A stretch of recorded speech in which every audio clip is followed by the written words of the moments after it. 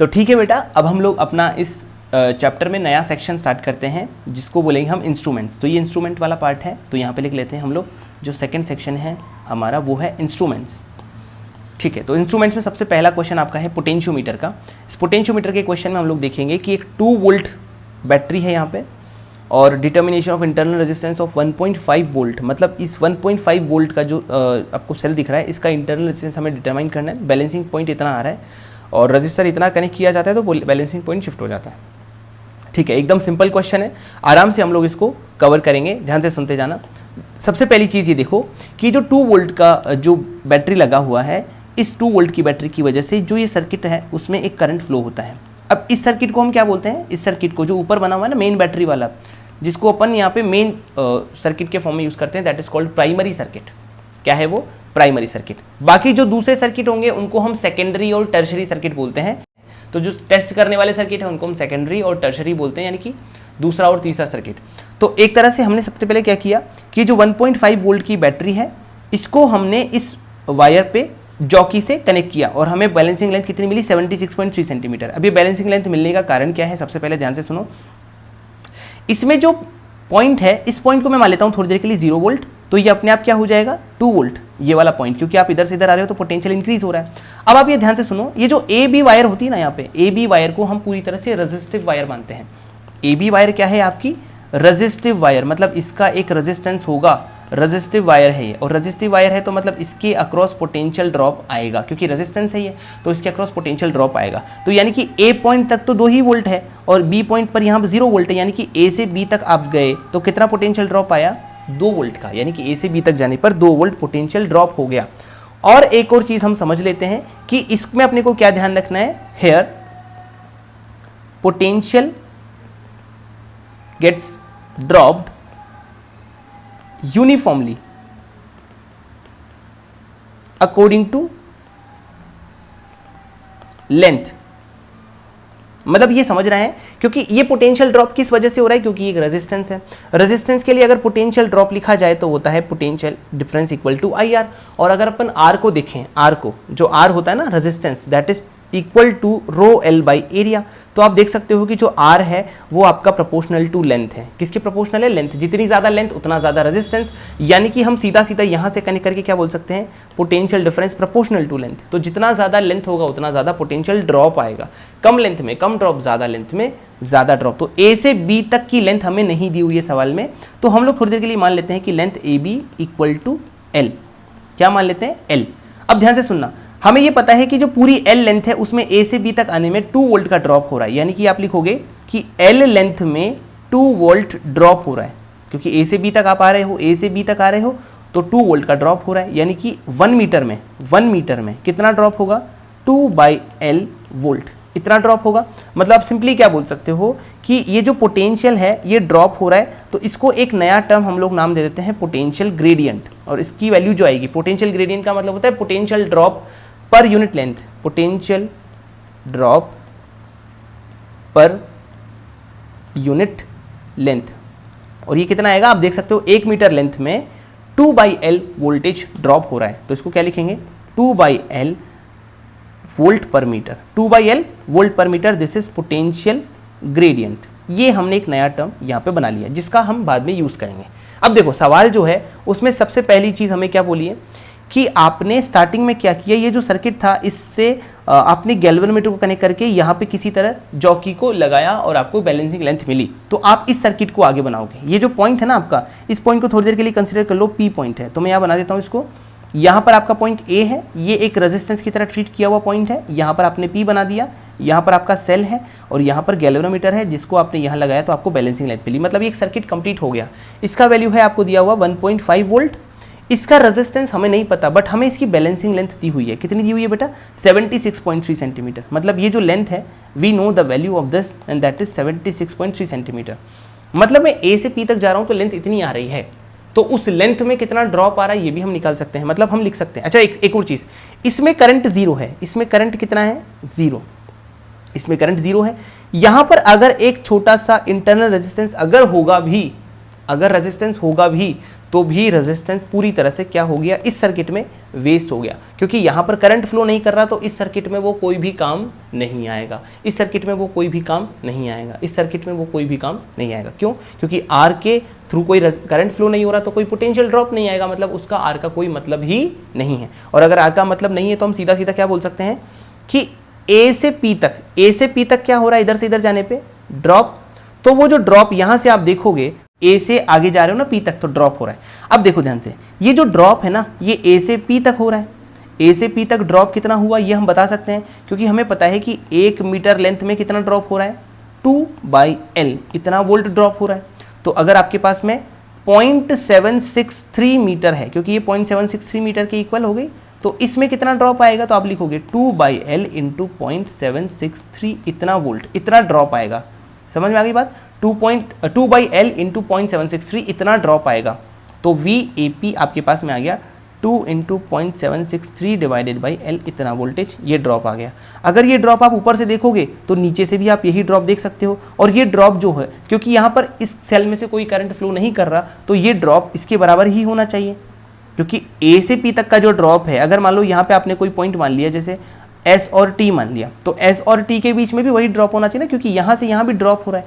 तो ऑब्वियसली बात है, सर्किट में यहाँ से यहाँ जो ड्रॉप होगा ऊपर, वही नीचे के बराबर होगा। या तो आप वैसे समझ सकते हो, या फिर ऐसे सोचो कि अगर मान लो कि इस पॉइंट पर आपने x वैल्यू मानी पोटेंशियल की, तो ये x है, तो ये वाली वैल्यू क्या हो जाएगी, x प्लस 1.5 होगी कि नहीं, x प्लस 1.5, क्योंकि बीच में कौन सी बैटरी आ रही है, 1.5 वाली, तो इधर आने पर पोटेंशियल बढ़ जाएगा। अगर ये x प्लस 1.5 है तो this is also x plus 1.5, और ये वाला पॉइंट वापस से कितना हो गया, x, क्योंकि यहाँ पे x है और यहाँ x है, गैल्वेनोमीटर में कोई करंट फ्लो नहीं कर रहा, सो दिस इज ऑल्सो x। तो आप देख सकते हो A से P तक का ड्रॉप भी सेम है। कितना ड्रॉप है ये, 1.5, तो नीचे वाला ड्रॉप भी 1.5 ही है, ऑब्वियसली बात है। तो यानी कि VAP जो आपके सामने है, उसको आप क्या लिख सकते हो कि ये A से P तक का ड्रॉप है, तो 2/L इंटू 0.763, इसकी वैल्यू हम लोग यहाँ से लिख सकते हैं कि ये ड्रॉप जो है, ये ड्रॉप किसके इक्वल है, ड्रॉप आप देख सकते हो यहाँ पे 1.5 वोल्ट के इक्वल आ रहा है। So this is equal to 1.5 volt. यहाँ से आपके पास में लेंथ की वैल्यू आ जाएगी। चलो ये वैल्यू बाद में यूज कर लेंगे, यहाँ से ये इक्वेशन 1 बन गई। अब आपने क्या किया, इसमें थोड़ा सा चेंज करके एक नीचे एक और सर्किट कनेक्ट कर दिया। जैसे ही आपने तीसरा सर्किट कनेक्ट कर दिया, इसका नाम हो जाएगा टर्शरी सर्किट, यानी कि तीसरा सर्किट। अब इसमें जैसे ही मैंने ये कनेक्ट किया तो बैलेंसिंग लेंथ चेंज हो गई। तो तीसरा सर्किट कनेक्ट करने पर क्या हुआ, देखो वापस से वायर बनाते हैं, ए से लेके ये पूरी बी तक की वायर है। यहाँ पर पहले पी पर आपको बैलेंसिंग लेंथ मिली थी, अब आपको नई जो बैलेंसिंग लेंथ मिलेगी वो क्यू पर मिलेगी। जैसे इसमें दिया हुआ है कि नई बैलेंसिंग लेंथ यहाँ क्यू पर मिलेगी, तो यही आप बना दोगे। इसमें क्यू पर अगर बैलेंसिंग लेंथ मिलेगी तो ये हो गया 1.5 वोल्ट, ठीक है। अब गैल्वेनोमीटर यहाँ से कनेक्ट करने पर यहाँ जुड़ेगा। और अब आपका जो तीसरा सर्किट है उसमें आपने एक रेजिस्टेंस कितना कनेक्ट कर दिया बेटा, अब रेजिस्टेंस कनेक्ट कर दिया आपने 9.5 ओम, ठीक है। और इसका एक इंटरनल रेजिस्टेंस है R। अभी जैसे बैलेंस की लेंथ आ गई, तो आप एक बहुत सिंपल सी चीज़ देखना है यहाँ पे, इसमें करंट फ्लो अभी भी नहीं करेगा। ध्यान से सुनो, क्योंकि गैल्वेनोमीटर के थ्रू करंट नहीं जाना चाहिए, तो ये करंट 0 हो जाएगा, ये वाला करंट। लेकिन ये जो सर्किट है ये दो तरफ से कनेक्टेड है, तो यहाँ पर इस तरफ से करंट फ्लो कर सकता है, यहाँ करंट फ्लो करेगा, और ये होगा I होगा यहाँ पे तीसरे सर्किट में। ये सेकेंडरी सर्किट है, सेकेंडरी सर्किट में करंट नहीं होगा, नो करंट। बट ये टर्शरी सर्किट है, इसमें करंट होगा। अगर इसमें करंट होगा तो हम क्या बोल सकते हैं, सबसे पहली बात A से Q तक, अच्छा लेंथ कितनी है, लेंथ आपको दी हुई है 64.8 सेंटीमीटर, तो लेंथ से हम वैसे ड्रॉप तो निकाल ही सकते हैं, दिस इज 64.8 सेंटीमीटर। तो अगर आप यहाँ से निकालोगे तो ड्रॉप कितना आएगा, पोटेंशियल ड्रॉप अक्रॉस AQ कितना आएगा, वो 64.8 को अपन लिख सकते हैं 0.648 इंटू, आपको पता है 1 मीटर में 2/L का ड्रॉप आ रहा था, 1 मीटर में 2/L का ड्रॉप आ रहा था, तो 0.648 में 2/L से मल्टीप्लाई कर दो, इतना ड्रॉप आएगा।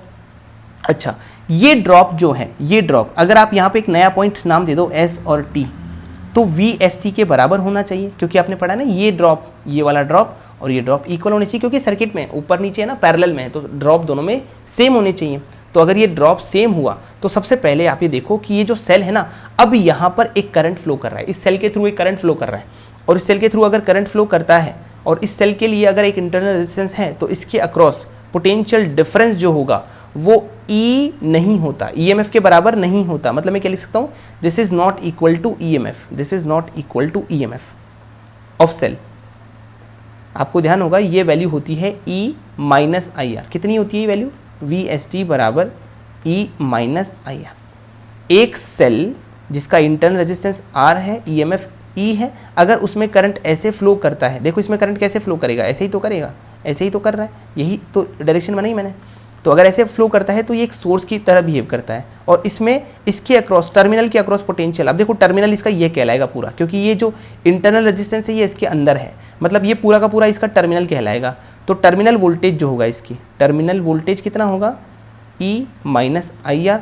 और अगर मान लो ये एक लोड की तरह बिहेव करेगा, लोड की तरह कब बिहेव करेगा, जब करंट ऐसे आए, मतलब बड़े से फिर छोटे में आए, तब उस केस में ये इसके टर्मिनल पे जो वोल्टेज आएगा वी टर्मिनल, वो आ जाएगा हमारा ई प्लस आई आर। तो अभी के लिए हमारे पास क्या है, ये एक सोर्स की तरह बिहेव कर रहा है, तो इसका जो टर्मिनल पोटेंशियल डिफरेंस है वो है ई माइनस आई आर। और ये ई माइनस आई आर जो है इसका वैल्यू कितना हो जाएगा, 1.5 माइनस। अभी जो आई करंट है ना टर्शरी सर्किट में फ्लो कर रहा है, टर्शरी सर्किट में हम आई का वैल्यू निकाल सकते हैं, तो ये आई आर थोड़ी देर के लिए लिख देते हैं। आई का वैल्यू कितना आएगा, आई का वैल्यू आएगा, देखो यहाँ पर 1.5 वोल्ट है इस सर्किट में, देखो एक बार ये 1.5, ये आर और नीचे है आपका कैपिटल आर, तो ये हो गया 1.5। तो हम आई की वैल्यू देख सकते हैं, this is 1.5 upon R plus 9.5, this is the value of I. और ये वैल्यू यहाँ यूज़ करेंगे तो वी एस टी कितना आएगा बेटा, 1.5 माइनस आई का वैल्यू कितना है 1.5, आर का मल्टीप्लिकेशन अपॉन आर प्लस 9.5। जब हम इसको सॉल्व करेंगे तो यहाँ से आएगा अपने पास 1.5 इंटू 9.5 अपॉन आर प्लस 9.5, ये वैल्यू आ जाएगी। ये हो गया वी एस टी, और ये डेफिनेटली किसके इक्वल होना चाहिए, V S T should be equal to V A Q, क्योंकि हमें पोटेंशियल डिफरेंस ही तो इक्वेट करना है। तो ये अगर इसके लिए इक्वल करेंगे तो ये किसके इक्वल आ जाएगा, 0.648 इंटू 2/L। ठीक है, अब देखो ध्यान से, आपको ऊपर से 2/L की वैल्यू पुट करनी है। 2/L की वैल्यू यहाँ से कहीं ना कहीं से आपके पास आ रही है, वो वैल्यू है ये 15/0.763। तो 2/L की वैल्यू हम पुट कर देते हैं 15/0.763, ये काम आएगी यहाँ पे 15/0.763। तो ये हो जाएगा आपका, मल्टीप्लाई कर दो इसको तो आएगा 5 7, और ये आएगा 14.25 upon R plus 9.5 equals to 0.648। तो यहाँ से सॉल्व करेंगे तो हमारे पास में आएगा आर की वैल्यू ऑलमोस्ट 1.72 ओम, और यही हमारा हो जाएगा इंटरनल रेजिस्टेंस। इस तरह से हम फाइंड कर सकते हैं। ठीक है, नेक्स्ट क्वेश्चन जो हमारा है that is current sensitivity of a moving coil galvanometer is 5 division पर मिली एम्पियर। यानी कि 1 मिली एम्पियर अगर करंट फ्लो करता है तो वो 5 डिवीजन उसमें जो उसकी नीडल है वो रोटेट करती है। वोल्टेज सेंसिटिविटी देखी इसमें लिखी, angular deflection per unit voltage applied as 20 division per unit volt. मतलब वोल्टेज के लिए है कि 1 वोल्ट अगर पोटेंशियल डिफरेंस आता है तो वो 20 डिवीजन घूम जाती है। अपने को निकालना है द रेजिस्टेंस ऑफ गैल्वेनोमीटर। ठीक है, तो अपने को गैल्वेनोमीटर का रेजिस्टेंस फाइंड करना है। तो गैल्वेनोमीटर का रेजिस्टेंस कैसे फाइंड कर सकते हैं, ध्यान से सुनना। हमारे पास में गैल्वेनोमीटर के लिए ये दिया हुआ है कि अगर मान लो कि उसमें करंट जाता है तो कितना करंट जा रहा है, 1 मिली एम्पियर करंट जा रहा है, तो वो 5 डिवीजन घूम जाती है। चलो ये तो एक अलग बात है। अभी के लिए ये डिसाइड करते हैं कि मान लो इसमें आई करंट जाता है और इसका रेजिस्टेंस अगर आर जी है तो इसके अक्रॉस कितना पोटेंशियल डिफरेंस आएगा, इसके अक्रॉस पोटेंशियल डिफरेंस आएगा V इक्वल टू आई और आर, जो भी इसका रेजिस्टेंस होगा। इस तरह से लिख सकते हैं। अब अपने को क्या पता है कि अगर 20 डिवीजन पे 1 वोल्ट, मतलब 20 डिवीजन घूमेगी जब 1 वोल्ट इसमें पोटेंशियल डिफरेंस आएगा। तो अगर एक सिंपल सी चीज़ सोचें कि मान लेते हैं कि ये जो कॉइल है या नीडल जो है वो कुछ भी मान लेते हैं डिवीजन में, मान लो कि नीडल 20 डिवीजन रोटेट कर रही है, 20 डिवीजन रोटेट कर रही है, मतलब अपन ऐसे मान लेते हैं कि 5 डिवीजन में 1 मिली एम्पियर, तो 20 डिवीजन अगर उसने रोटेट किया तो इसका मतलब उसमें 4 मिली एम्पियर करंट फ्लो हुआ होगा। ठीक है, तो 20 डिवीजन के हिसाब से 4 मिली एम्पियर करंट। मैंने दोनों वैल्यू को सेम बनाने के लिए 20 मिली एम्पियर एक वैल्यू ले ली। आप चाहो तो 1 डिवीजन के हिसाब से सॉल्व कर सकते हो, आप चाहो तो 5 के हिसाब से सॉल्व कर सकते हो, वॉट एवर यू वांट, जो भी आप चाहो कर सकते हो। तो 20 डिवीजन के हिसाब से आप ये देख सकते हो, देखो बराबर बराबर लेने पे क्या आएगा कि 20 डिवीजन अगर रोटेट हुई तो 1 वोल्ट पोटेंशियल डिफरेंस और 4 मिली एम्पियर करंट।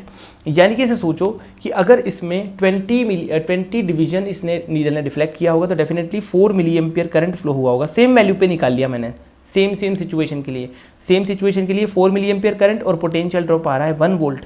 तो इसका मतलब ये हुआ कि उस पर्टिकुलर टाइम पर, क्योंकि रेजिस्टेंस तो कभी भी चेंज नहीं होता ना, कितना भी करंट है कितना भी पोटेंशियल है, तो V बराबर आई आर एक सिचुएशन यहाँ से लगा दो, तो V बराबर कितना है 1 और I का वैल्यू है 4 इंटू 10⁻³ इंटू R, तो R का वैल्यू यहाँ से आ जाएगा 250 ohm. That is your answer. ठीक है, इस तरह से हम R बराबर 250 ओम निकाल सकते हैं।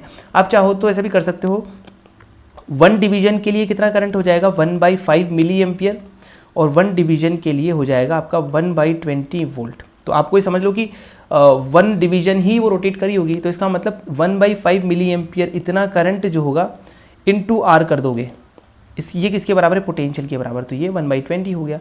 जब ये इधर आएगा तो कितना बन जाएगा 4, और उधर जाएगा तो 1000, तो यहाँ से भी R का सेम वैल्यू आएगा। डजेंट मैटर कि कितना हम लोग उसका वैल्यू ले रहे हैं, ठीक है, वो सेम ही आएगा, R बराबर 250 ओम। नेक्स्ट क्वेश्चन आपके सामने यहाँ पे है बेटा। इस क्वेश्चन में बोला कि the wire of a potentiometer is connected in series to a rheostat having range of 0 to 28 Om,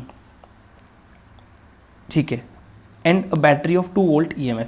The length of potentiometer wire is 10 meter and resistance 2 ohm. The ratio of maximum to minimum potential gradient in the wire will be. तो बिल्कुल बहुत easy सा सवाल है ये, इसमें minimum से maximum potential gradient हमें निकालना है। तो आपको यहाँ पर एक सिंपल सी ये दिया हुआ है EMF, और उसके साथ में एक रियोस्टेट कनेक्टेड है जिसकी वैल्यू 0 से लेकर 28 ओम तक कुछ भी हो सकती है। साथ ही साथ आपका एक वायर है।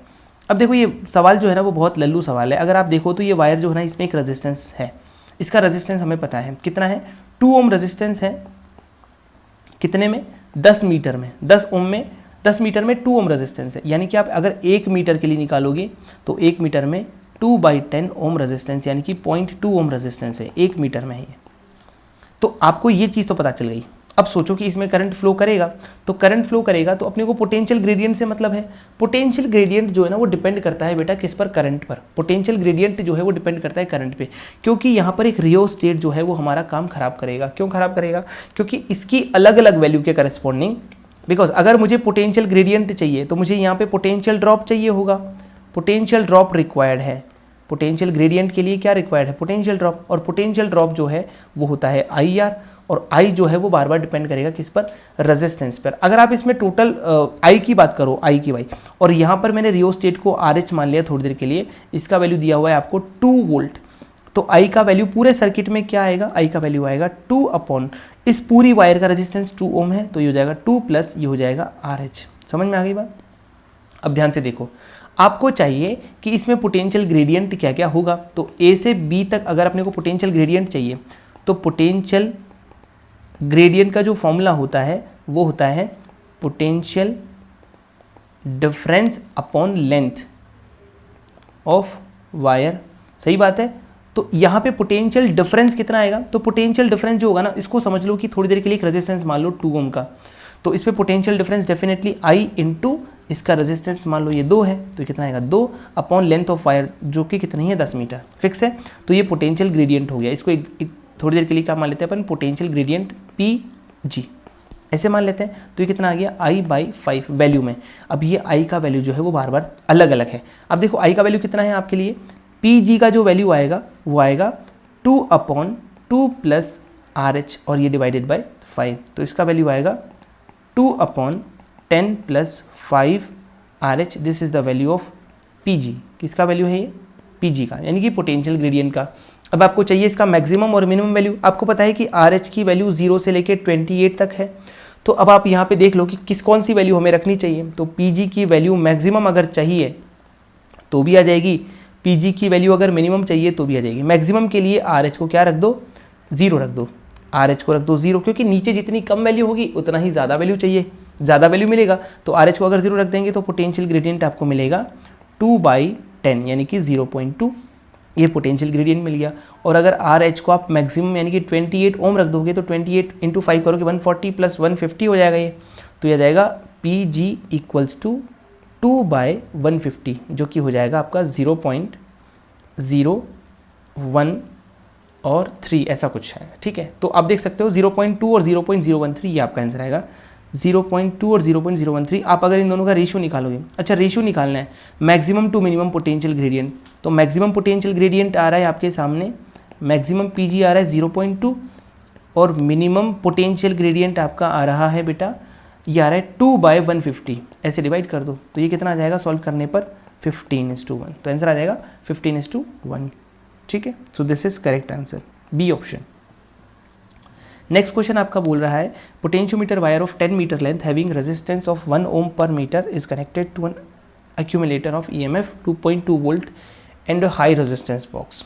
वापस से पोटेंशियोमीटर का क्वेश्चन है, इतनी लेंथ है, रेजिस्टेंस इतना दिया हुआ है पर मीटर, तो उसको हमने इससे कनेक्ट किया to obtain a potential gradient of 2.2 millivolt per metre, the value of resistance used from the resistance box will be.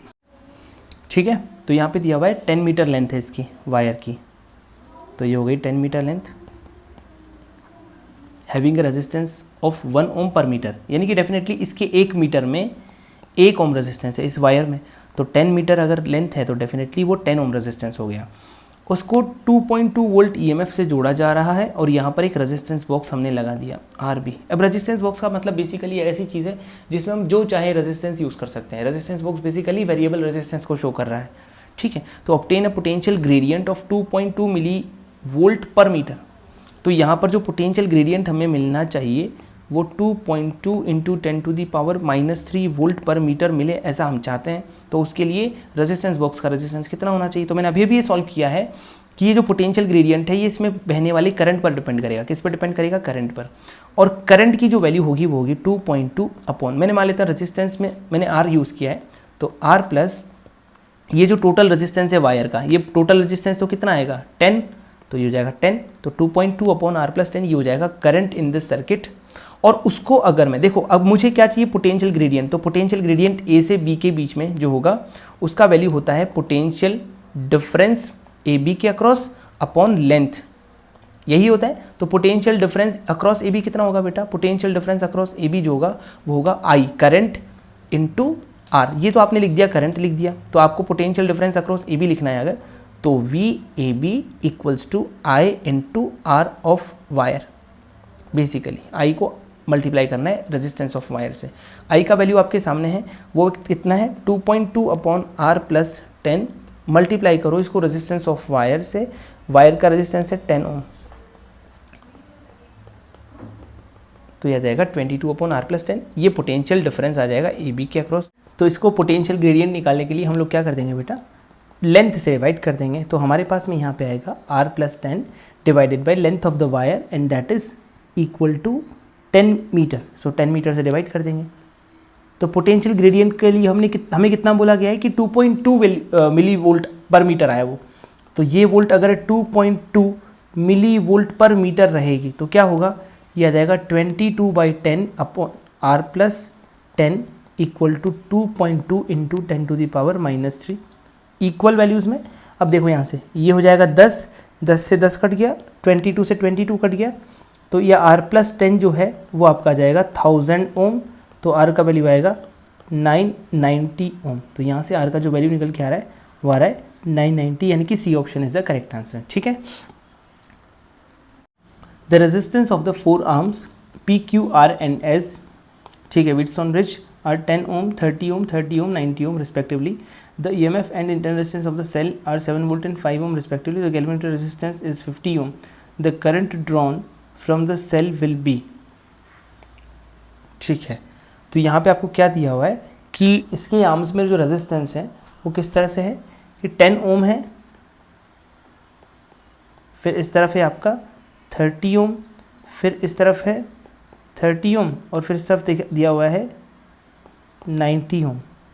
ठीक है, आपको करंट ड्रॉन निकालना है। ठीक है, और गैल्वेनोमीटर का रेजिस्टेंस कितना दिया हुआ है आपको, गैल्वेनोमीटर का रेजिस्टेंस जो है वो दिया हुआ है 50 ओम, तो यहाँ पे आपको लिखना है कि RG या RG इज इक्वल टू 50 ओम। और आपको ये बोला जा रहा है कि 7 वोल्ट यहाँ पे आपने दिया है और इसका इंटरनल रेजिस्टेंस कितना है 5 ओम। आपको करंट ड्रॉन है वो कितना है वो निकालना है। ठीक है, तो ध्यान से सुनो, सबसे पहली चीज़ क्या होगी, यहाँ पे सबसे पहले देखना पड़ेगा कि इस तरह की सिचुएशन में कि अगर ये व्हीटस्टोन ब्रिज बैलेंस्ड है, कैसा है, बैलेंस्ड, तो बहुत ही बढ़िया बात है। और ये बैलेंस्ड है बेटा, देखो ध्यान से, ये हो जाएगा 1/3 और ये भी कितना है 1/3। इसका मतलब this upon this equal to this upon this आ रहा है, R1 R2 R3 R4 divide करके देखोगे तो रेशियो इक्वल आ रहा है, मतलब ये बैलेंस्ड है।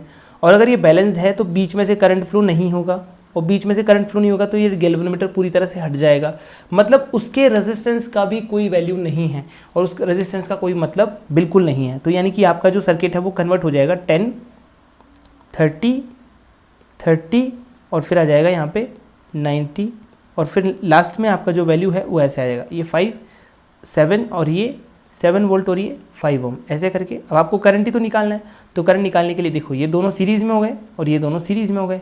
ये दोनों कितने हो गए 40, ये दोनों हो गया 120। तो इन दोनों का इक्विवेलेंट कितना आ जाएगा अपॉन 40 + 120, नीचे हो जाएगा 160, ऊपर हो जाएगा 120 × 40, तो ये हो जाएगा 4 और ये हो जाएगा 30 ओम।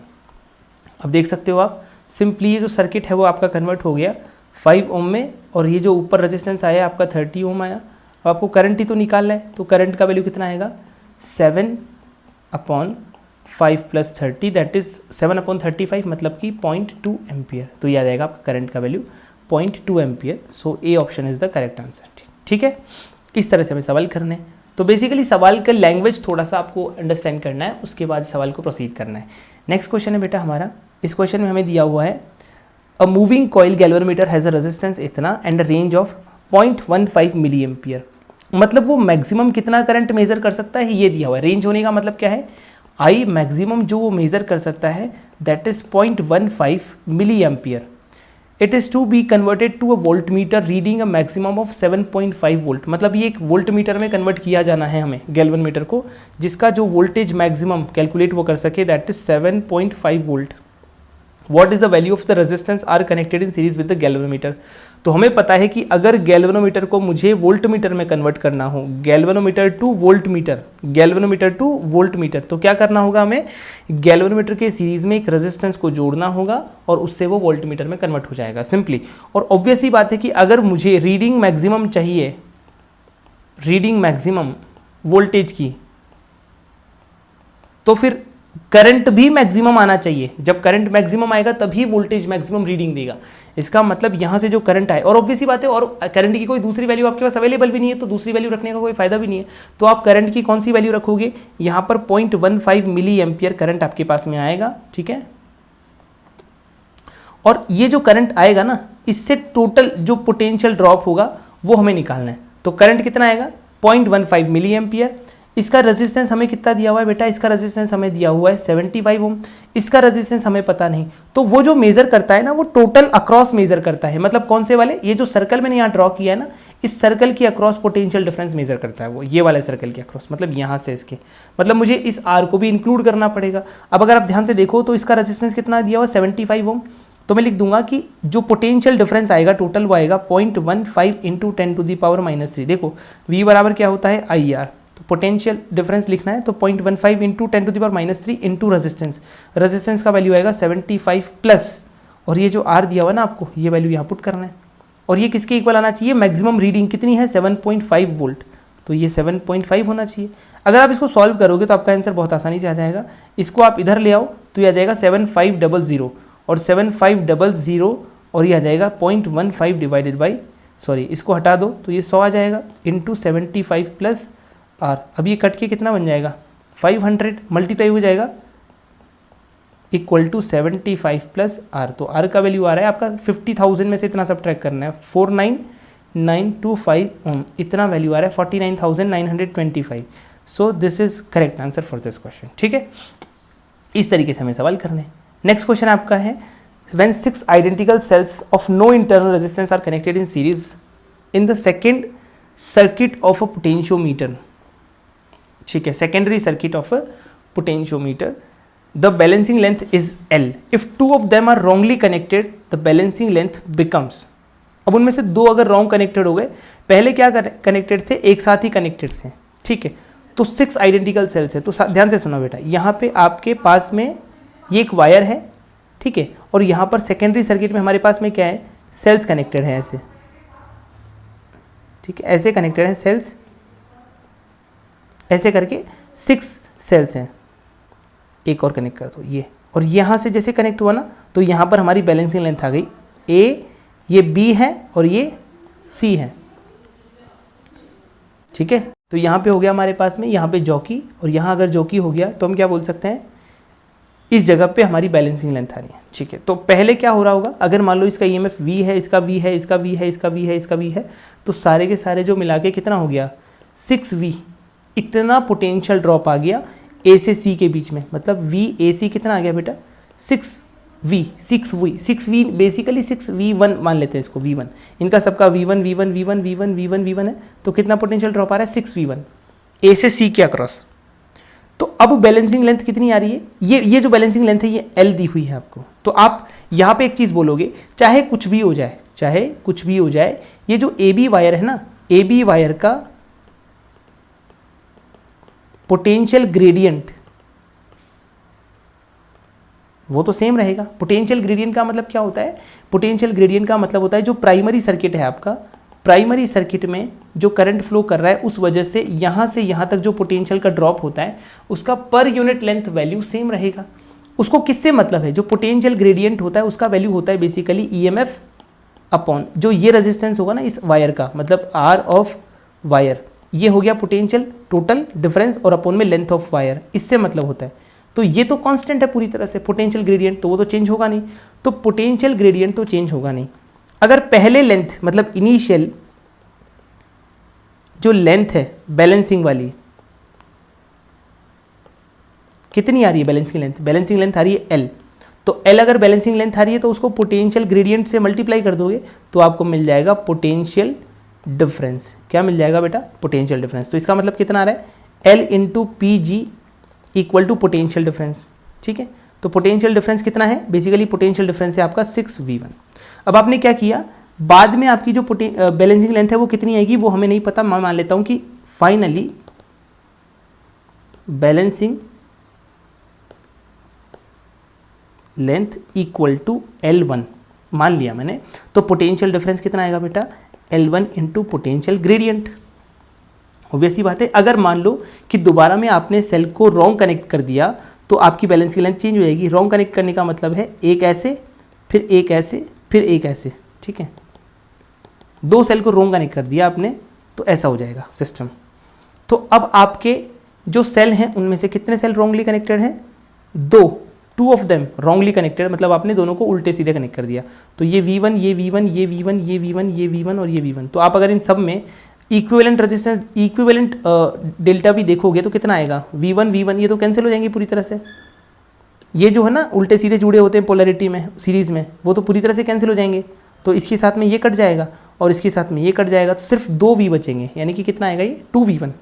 और ये जो 2V1 है ना, ये नई बैलेंसिंग लेंथ के हिसाब से क्या लिखा जाएगा, 2V1 equal to new balancing length into potential gradient, ऐसे लिख सकते हैं। पुराने में क्या आया था आपका, पुराने में आया था L into potential gradient equal to 6V1। जब डिवाइड कर दोगे तो 1/3 आएगा और ये आ जाएगा L1/L। तो जो न्यू L1 आ रही है वो L/3 आएगी। कितनी आएगी बेटा, L/3। तो हमारा आंसर कितना आएगा, L/3। तो ये हमारा न्यू बैलेंसिंग लेंथ है, ठीक है बेटा, क्लियर।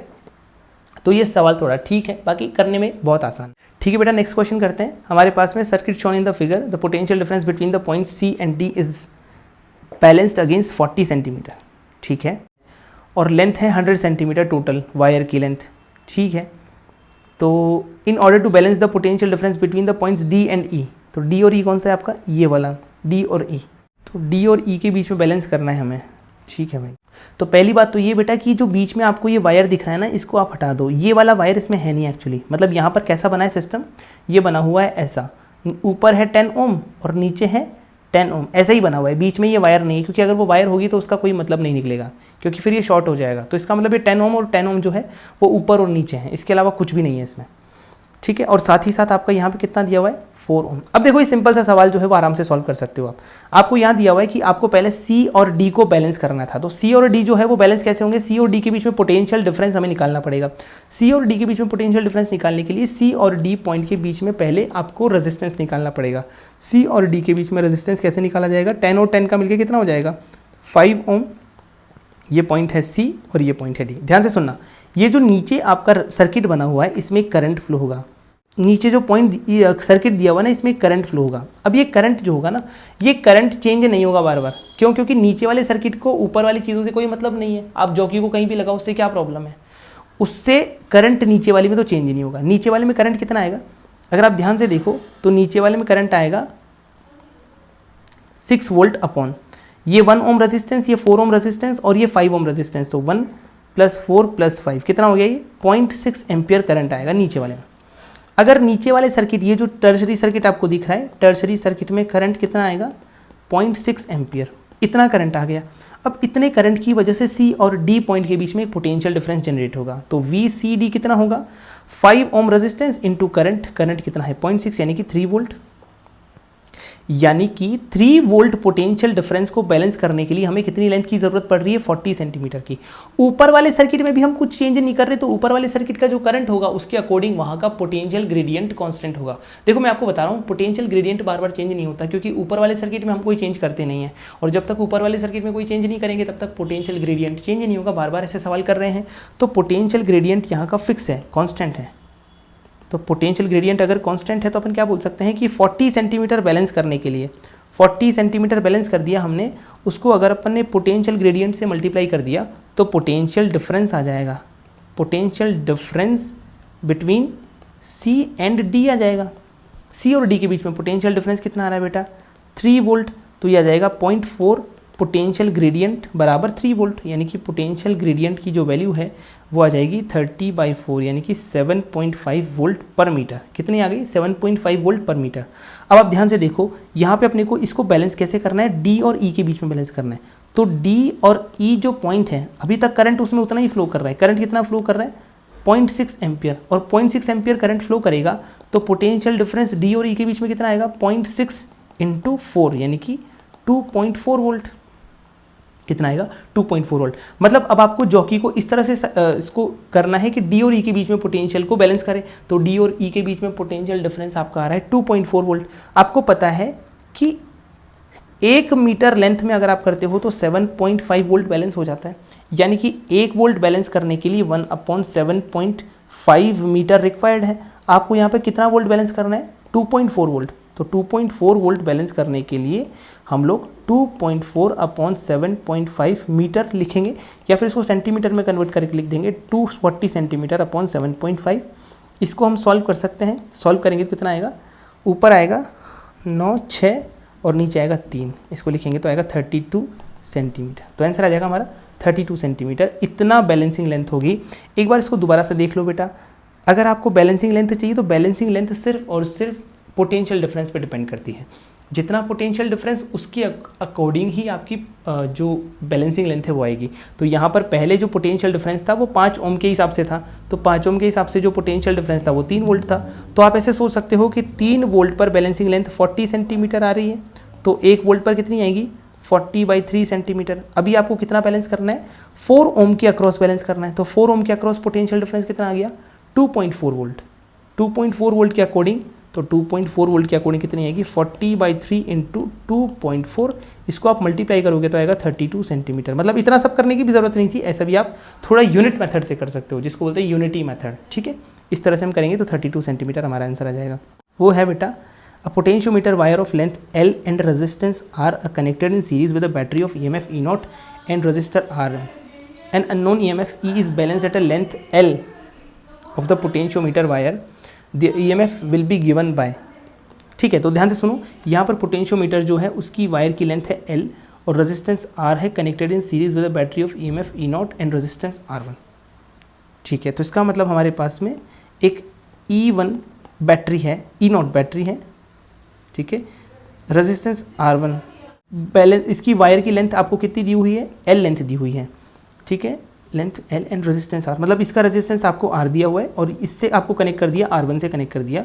अब आपको इसको किससे बैलेंस करवाना है कि एक EMF है अननोन E, उसको आपको बैलेंस करवाना है यहाँ पे कहीं पर भी, ये जॉकी लगा के बैलेंस करवाना है। तो कितनी लेंथ पे बैलेंस होता है ये, स्मॉल l पे, तो आपको ये बताना है कि E की वैल्यू क्या रहेगी। तो ऑब्वियस ही बात है, यहाँ पे आपको क्या निकालना है, बिल्कुल सिंपल सी चीज़ है बेटा। यहाँ पे आप क्या निकालोगे कि इसमें करंट फ्लो करेगा ऊपर वाले सर्किट में, उससे ये A मान लेता हूँ, ये पॉइंट B है और ये पॉइंट मान लो C है, तो A और B के बीच में क्या आएगा, एक पोटेंशियल ड्रॉप आएगा, पोटेंशियल ड्रॉप आएगा। तो ये पोटेंशियल ड्रॉप जो आएगा उस वजह से अपन क्या बोलेंगे कि जो पोटेंशियल ड्रॉप आएगा वही बेसिकली E के बराबर होना चाहिए, क्योंकि इस सर्किट में कोई करंट फ्लो नहीं कर रहा, तो इसका मतलब जो AB के बीच में पोटेंशियल ड्रॉप है वो E के बराबर आना चाहिए। और AB के बीच में पोटेंशियल ड्रॉप निकालने के लिए हमें पहले पोटेंशियल ग्रेडियंट निकालना पड़ेगा। पोटेंशियल ग्रेडियंट कैसे निकालेंगे? टोटल पोटेंशियल ड्रॉप यहाँ से यहाँ तक का। टोटल पोटेंशियल ड्रॉप कैसे निकाला जाएगा? हम लोगों को करंट निकालना पड़ेगा प्राइमरी सर्किट में। तो प्राइमरी सर्किट में जो करंट आएगा वो आएगा E0 upon R1 plus R, ये हो गया करंट। और अगर इस करंट को मैंने किससे मल्टीप्लाई कर दिया?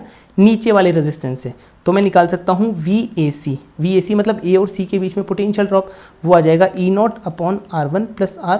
अगर आप मल्टीप्लाई कर दोगे इसको R से तो आपको मिल जाएगा A और C के बीच में पोटेंशियल ड्रॉप। और अगर पोटेंशियल ग्रेडियंट चाहिए तो ये होता है पोटेंशियल ड्रॉप अपॉन लेंथ। ठीक है, तो पोटेंशियल ड्रॉप कितना आ रहा है बेटा?